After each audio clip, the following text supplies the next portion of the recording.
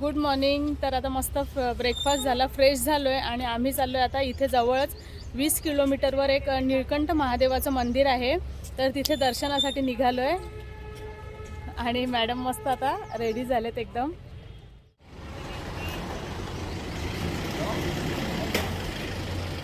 आम्ही आता निळकंठ महादेवाच्या मंदिराच्या म्हणजे परिसरामध्ये भरपूर गर्दी, ट्रॅफिक तर खूपच लागला आणि आता फुल गर्दी आहे. बघूया आता दर्शन कसं असेल. रुद्राक्ष, ये अंदर से रुद्राक्ष निकलते हैं क्या? 2 से 14 मुखी का कोई सा निकलता। अच्छा, कितने का है? बाकी मंदिर जा रहे हो ले जाओ, 100 रुपये के 4 आएंगे, टच करवा लेना, वापसी में आके छील के बता देंगे कौन सा मुखी निकलता है किस काम में। आपण प्रसाद आणि फक्त हार घेतला. आता तिथे काय सोय चढवायची वगैरे माहीत नाही ना. तर दर्शन झालं, गर्दी खूपच. तर थोडक्यात महत्त्व इथल्या स्थानाचं काय आहे ते आपण ऐकूया. समुद्रमंथन सगळ्यांना माहिती आहे. समुद्रमंथन झाल्यानंतर अमृत निघालं आणि त्यानंतर हलाहल म्हणजे विष निघालं. तर म्हणतायत की त्या विषाने पूर्ण सृष्टी नष्ट होऊ लागली. म्हणून सगळ्यांनी महादेवाला विनंती केली, प्रार्थना केली की ह्या विषाचा काहीतरी करा आणि सृष्टी वाचवा. तर शंकराने महादेवाने जे विष प्राशन केलं ते ह्या ठिकाणी केलं असं म्हणतायत. पण माझ्या मनात एक कन्फ्युजन आहे की समुद्रमंथन कुठे आणि हे इथे डोंगरावर अगदी हिमालयांमध्ये विष प्राशन करायला इथे कसं काय शक्य झालं. एकेकाळी आपलं जे इंडियन सबकॉन्टिनेंट होतं किंवा आपला देश होता हा आशिया खंडाचा भाग नव्हता. तर मे बी त्या टायमाला कुठे ह्या दोन म्हणजे आत्ताचं हिमालय आणि तेव्हाचं भारत ह्यामध्ये कुठेतरी समुद्रमंथन झालं असेल आणि मग म्हणून इकडे प्राशन केलं असेल. माहिती कोणाला नाही आहे, पुस्तक घेतलं आहे, नंतर वाचून देऊ तुम्हाला माहिती.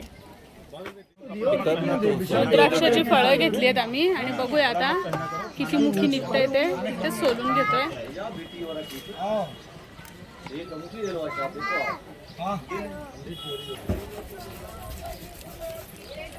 आपण का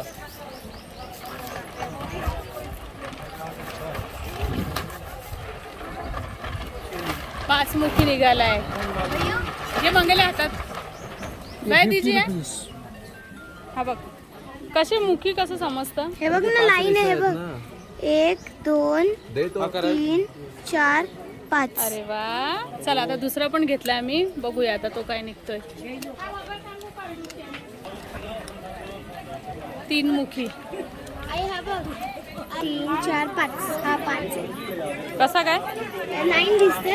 1 2 3 4 5. निळकंठ महादेवाचं दर्शन घेतलं आणि आम्ही जेवलो वगैरे. मध्ये मी काही शूट केलं नाही, ट्रॅफिक पण खूप लागलेला. 4 वाजले आम्हाला जेवायला. तर आता फ्रेश झालो आणि आम्ही चाललो आता गंगा आरतीला. तर 6 साडेसहाला गंगा आरती सुरू होते. तर आता निघतोय गंगा आरती. ह्या आता आमची गाडी नाही नेत, ह्या अशा छोट्या गाड्या करून आम्ही आता राम झुला, लक्ष्मण झुला आणि गंगा आरतीला जाणार आहोत. फुल शॉपिंग दुकानं आहेत इकडे. आम्ही आधी चाललो इकडे गंगा आरतीसाठी घाटावर.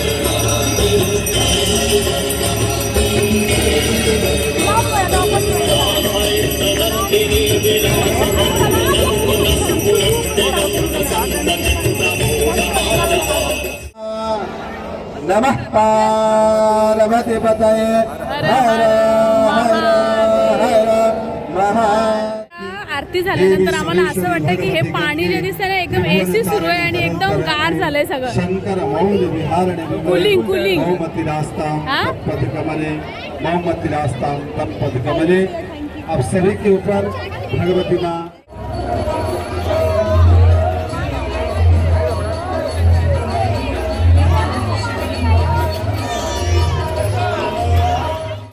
ती आणि बेलाचं ज्यूस इथे मिळतं, बेल फळाचं ज्यूस.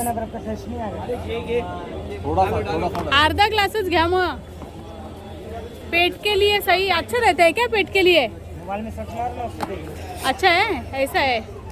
गुगल करा, तुम्हाला जर बेल फळाचे फायदे जाणवायचे असतील तर गुगल करा असं त्यांचं म्हणणं आहे. चांगलं आहे का? मस्त. हे बघा, हे असं पोट खराब झालं गर काढून हे मिक्सर मध्ये टाकतायत. मस्त. काय अग मीरा, आपल्याला मॅग्नेट घे चल. लक्ष्मण झुला. आता आम्ही पूर्ण इथून ते शेवटपर्यंत तिकडे जाणार, त्या टोकापर्यंत. आम्ही गाईड पण केलेलं आहे, सोबत गाईड पण आहे आमच्या.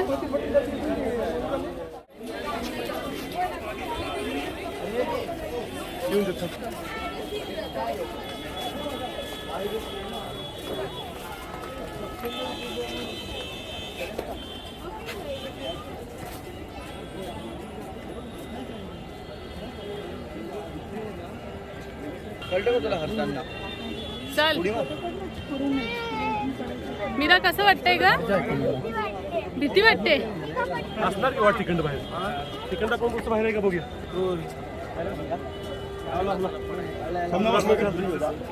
आता आम्ही तिकडून आलो, आता पुन्हा इकडून परत त्या साईडला जाणार आहोत. म्हणजे तिकडून मग आम्ही ऑटो पकडून आमच्या हॉटेलला जाऊ. रामझुला. गंगा आरती झाली. आज आमचा ऋषिकेशचा शेवटचा दिवस. उद्या आम्ही इथून चेकआउट करणार आहोत. आणि खरं सांगते, गंगा आरतीच्या वेळेस जे वातावरण झालेलं ना, एकदम प्रसन्न आणि खूप मस्त वाटलं आम्हाला. जागा पण मस्त मिळालेली एकदम समोरच. तर इथे मी माझ्या आजच्या दिवसाच्या ब्लॉगचा एंड करते. आशा करते तुम्हाला हा ब्लॉग आवडला असेल. आवडल्यास लाईक करा, चॅनलवरती नवीन असेल तर सबस्क्राईब करा. जय गंगा मैया.